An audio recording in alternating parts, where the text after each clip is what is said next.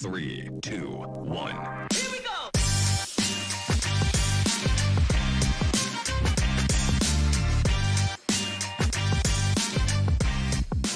Welcome to MadGaines Live. I'm your host, Cassandra Gaines. We are here in beautiful Orlando at the RILA event and at OneRail's location. They have a new corporate office, and we've decided to throw a party here and have a little podcast. So I'm very excited to have everybody here. We got a great group of people here. We have lots of OneRail folks, lots of food, and the most amazing, old fashioned. Y'all know that I have lived when I worked for Schneider, I lived in Green Bay for 2 years, and they taught me about old fashions. And this, I'm sorry, Green Bay people, this old fashioned is much, much better. I'm going to have a lot of people who are going to hate me for this, but it's so good. And it's with bourbon as well. Sorry. So we are having a wonderful event here at OneRail. We have lots of people. I see the Lean Solution Group people here. I see Circle Logistics. I see lots of different folks here. It's very exciting. We are going to introduce you to one of the founders of OneRail, and we're going to introduce you to a couple other folks to talk about what's going on in the last mile area. So first, everybody's like, last mile, Cassandra, but it's OneRail. So first, we're going to swivel on over to Bill. I like our fancy setup and my swivel chairs. So Bill, does everyone ask you, are you saving the rail industry? Because it's pretty shitty and we need help. We thought about maybe having a rail go to every house in America to really fix this last mile problem once and for all. But no, the name came from a combination of two words, one and rail. And the value proposition was all about one pane of glass to see your deliveries because it's highly fragmented, one single source of truth and data, one rate card, just one. Everything started with one when I was writing value proposition. And then I came from fintech. And in the fintech world, when you swipe a credit card, there's about 8 transactions that happen between different companies in 200 or 300 milliseconds. And there's fraud detection and there's event-driven notifications. And when I started thinking about how efficient that is and how inefficient last mile was, I wanted to strive to build something like a payment system. And in the payment world, they call those the rails. So the Visa, the MasterCard, the Discover rails go in and out of a store to carry the financial transaction payload. And that's really what we do for last mile. We're helping all kinds of different companies sort of shake hands in real time with our API. That's clever.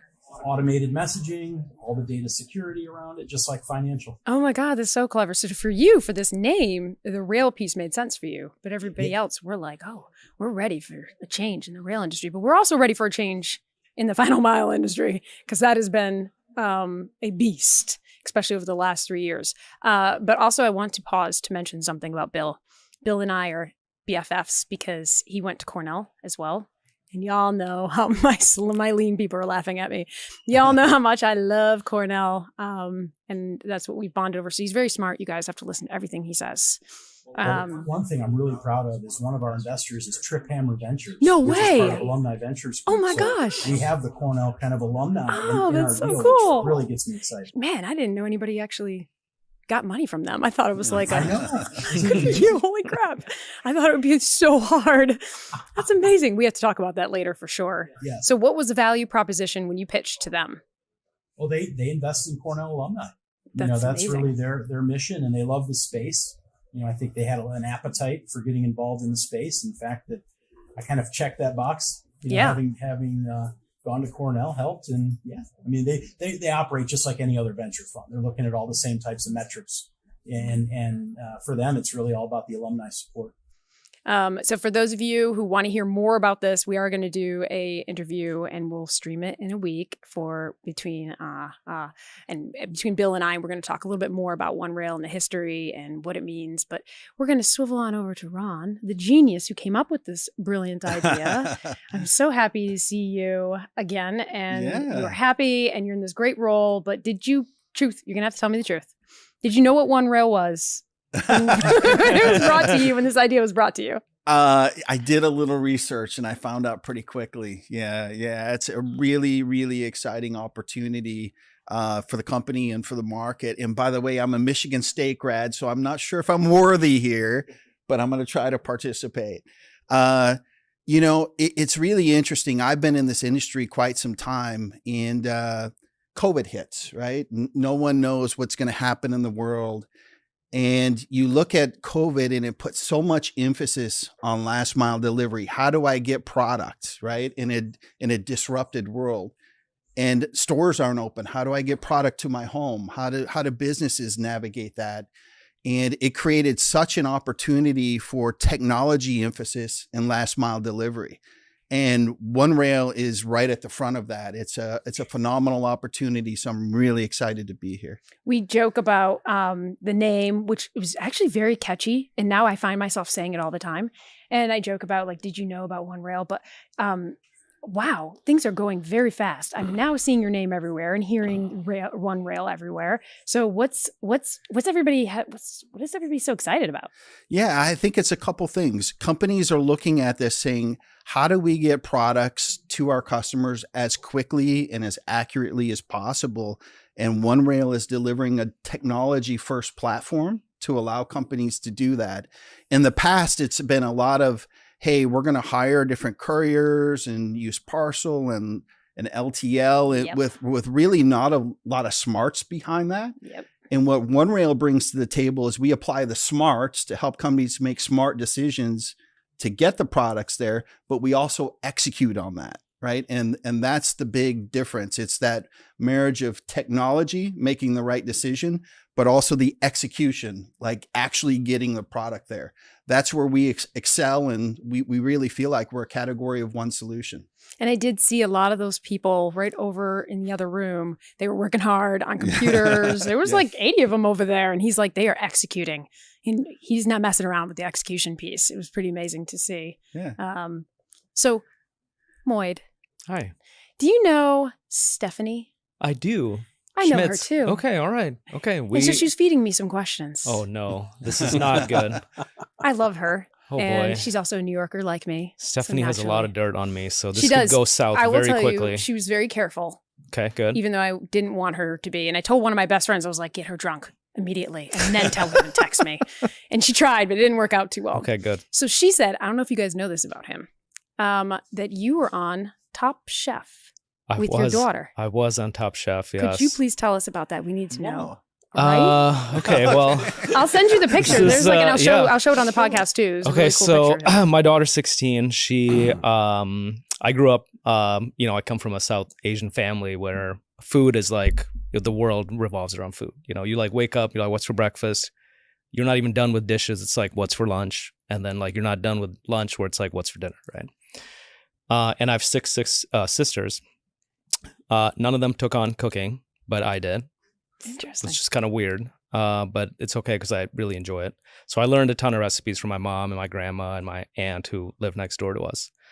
And so I cook a lot. And my daughter, when she was like growing up, she was like kind of picking up on that. And like usually I'd be like, go get the flour from the pantry and like go get the onions from the thing.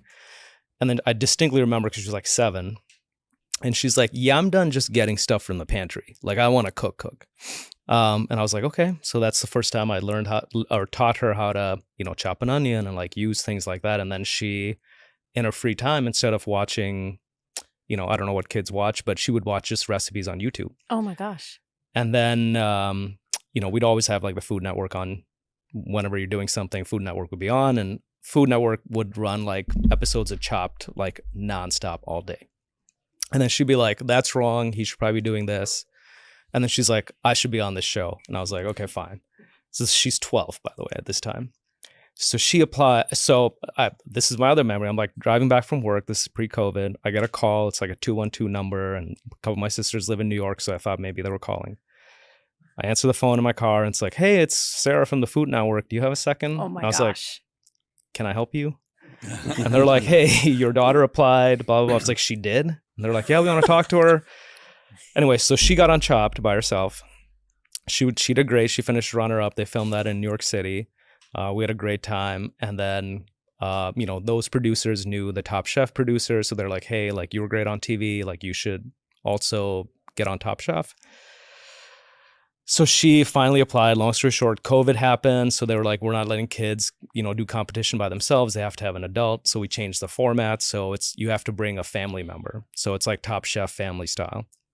And so you could bring your older brother, sister, aunt, uncle, grandparent, et cetera, et cetera. So she's like very sweetly, she's like, Dad, will you be my partner on Top Chef? And I was Oh like, my gosh. That's cool. I was like, this is the greatest day of my life. And so we flew out. This is like in the middle of like the hardcore COVID, right? So we flew down to LA in the studios where they film, and we spent about 6 weeks filming season 1 of Top Chef, Family Style, which ended up winning an Emmy, which is kind of, so you can see, I didn't win an Emmy, but like the show did, which is kind of cool. And we learned a ton. Megan Trainor was our host. She's a riot.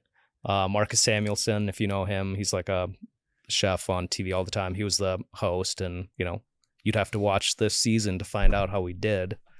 But we had a lot of fun, and we bonded quite a bit. Isn't that amazing? Yeah.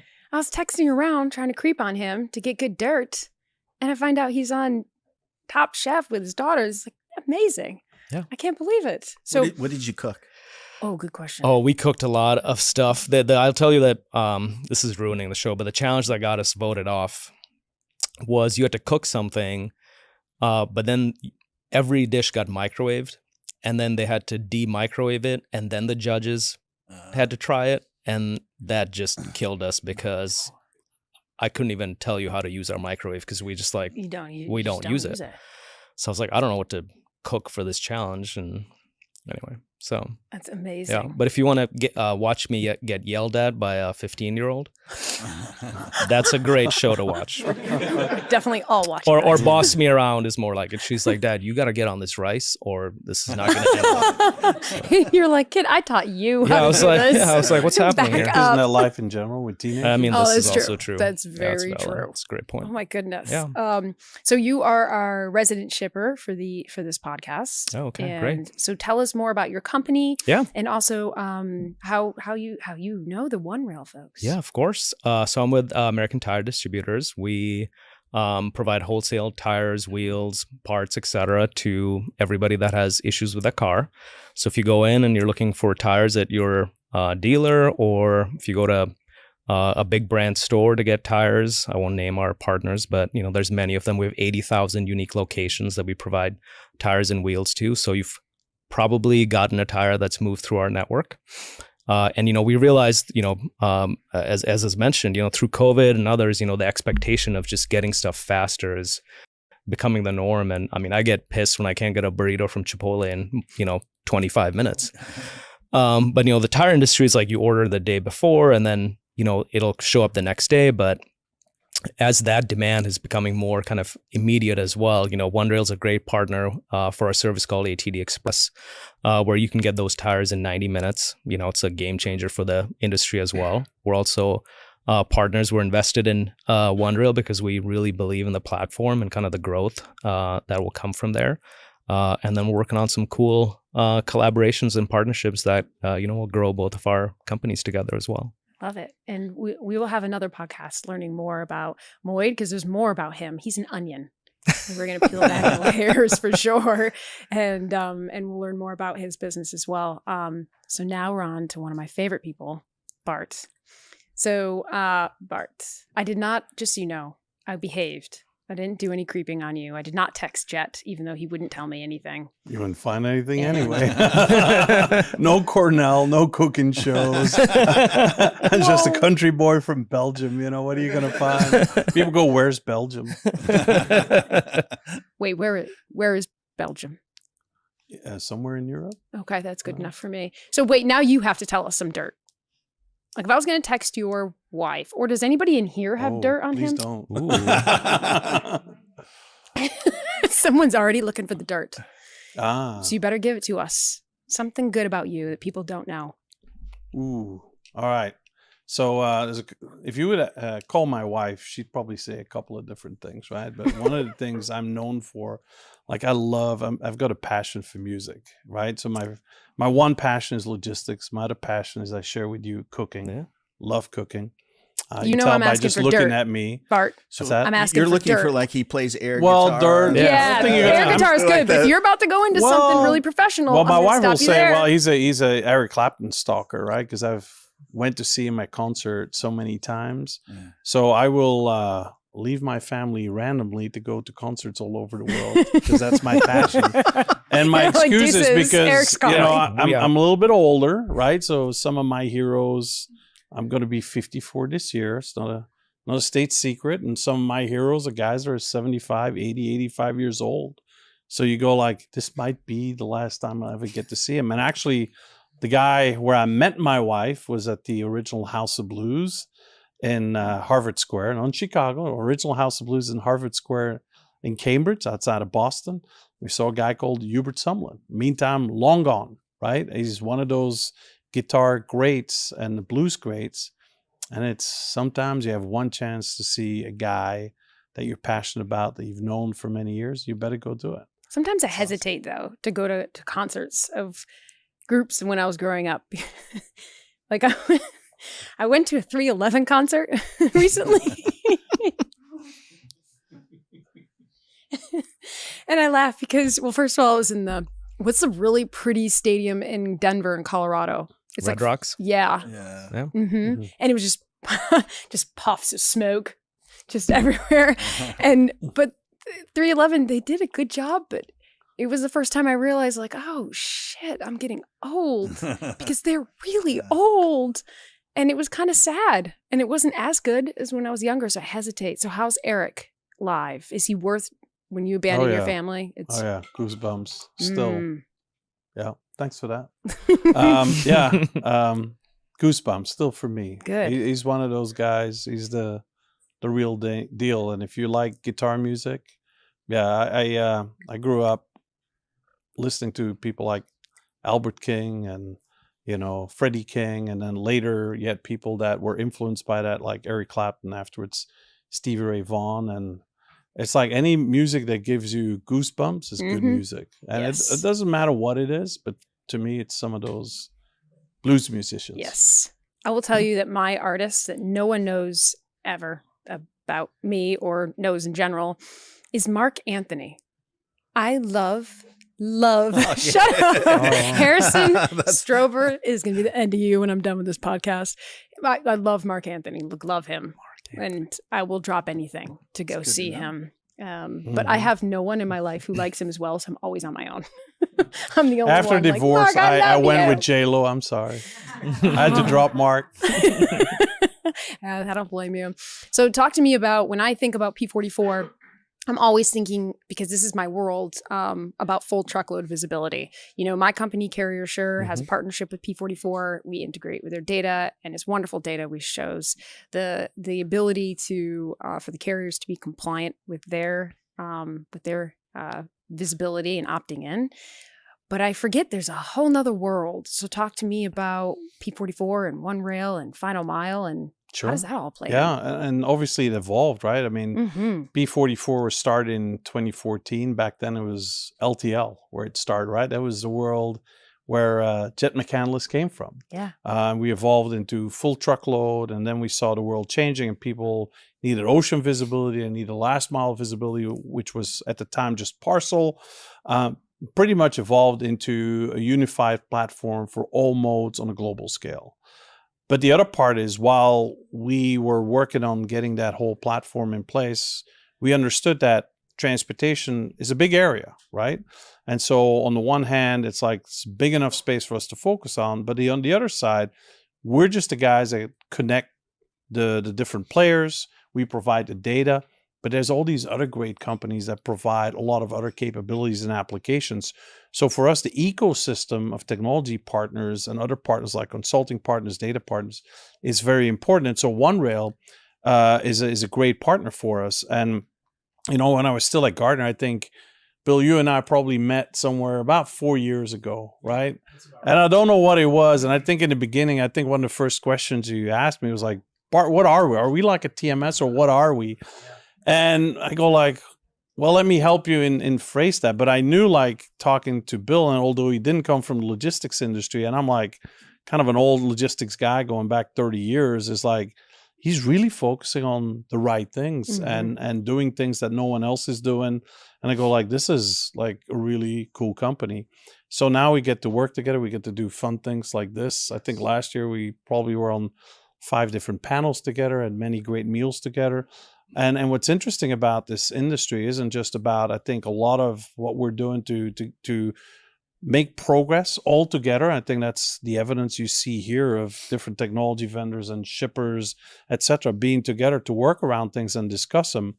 But I think the other part is, logistics is a really cool area and has some really cool people. And, like I said, I've been in logistics for a long time.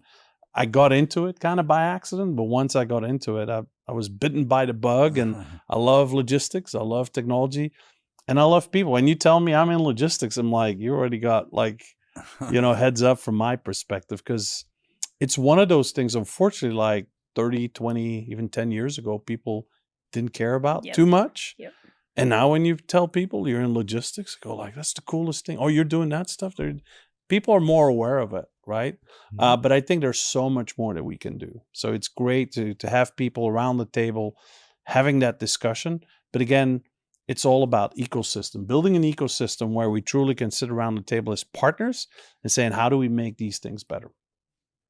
I'm going to wrap that up for MadGaines Live. We're going to have additional podcasts spread out throughout the weeks where we learn more about the final mile area, the visibility portion of it, the shipper portion of it, and the different parts of OneRail. But thank you guys for joining us, and thank you for inviting us to this amazing office and this amazing event. Great job.